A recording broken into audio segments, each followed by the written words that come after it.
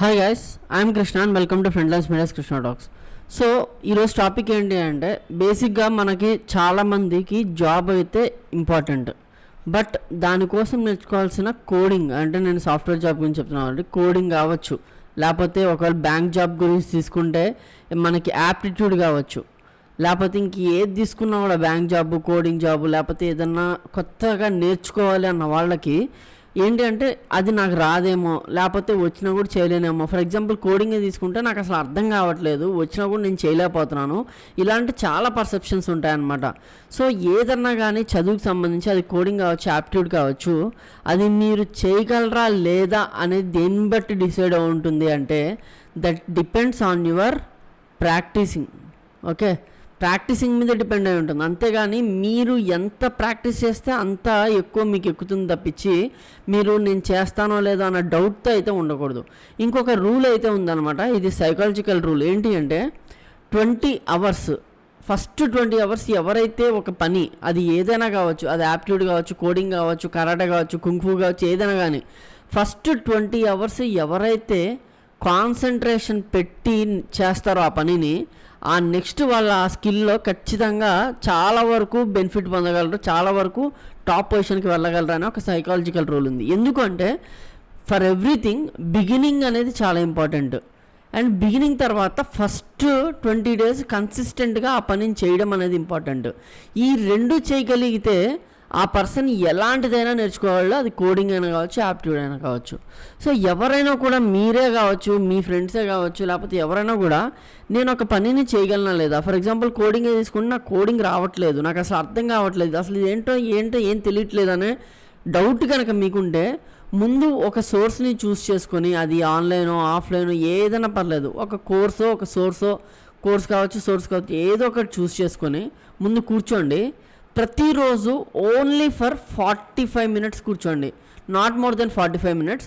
45 minutes తర్వాత 15 minutes ఈ 45 minutes పాటు ఏం నేర్చుకున్నారో ఒకసారి రివైజ్ చేయండి. ఫోన్ పక్కన పెట్టేసి, టీవీ ఆఫ్లో పెట్టేసి, వైఫై ఆఫ్లో పెట్టేసి, లేదా ఒకవేళ ఆన్లైన్ క్లాస్ అయితే వైఫై ఆన్లో ఉంచుకొని ఫోన్లో మిగతా ట్యాబ్స్ అన్ని క్లోజ్ చేసి జస్ట్ అది క్లాస్ మాత్రమే వినండి.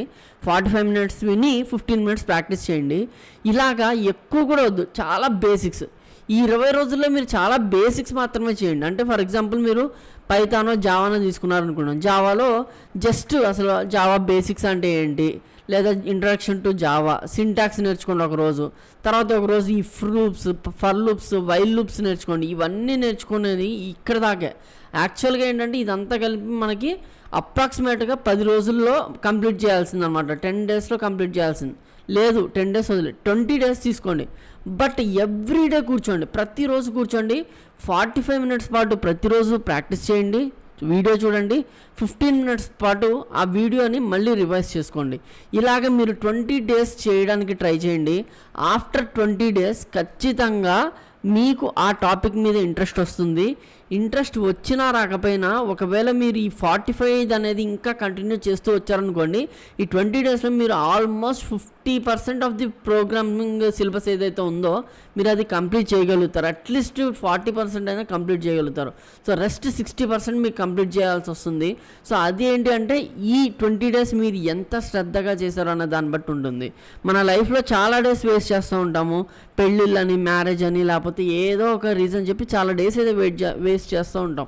సో ఈ 20 డేస్ మన కోసం మనం స్పెండ్ చేసుకోగలిగితే, అది కోడింగే కాదు, యాప్టిట్యూడే కాదు, స్విమ్మింగ్ అవ్వచ్చు, కరాటే అవ్వచ్చు, ఏదైనా అవ్వచ్చు, జస్ట్ ఈ 20 డేస్ కనుక మనం స్పెండ్ చేయగలిగితే ఆ 45 minutes 15 minutes 45 minutes of learning, 15 minutes of practising, ఇది కనుక మనం 20 డేస్ పాటు చేస్తే ఆ పనిని కన్సిస్టెంట్గా చేయగలిగితే మన విల్ పవర్, అంటే నేను ఇది చెయ్యాలి అనేది మీరు 20 రోజుల పాటు నిశ్చయించుకుని చేశారనడం ఒక గొప్ప పని అయితే ఆల్మోస్ట్ అక్కడ సగం పాటు సిలబస్ అయిపోతుంది. కాబట్టి మిగతా సగం అయిపోగొట్టడం కూడా ఒక టార్గెట్ కింద పెట్టుకుంటే వితిన్ 45 to 50 డేస్ మీరు ఏదైతే కోర్స్ అనుకున్నారో ఒక బేసిక్ లెవెల్లో మీకు కంప్లీట్గా అండర్స్టాండ్ అయిపోతుంది.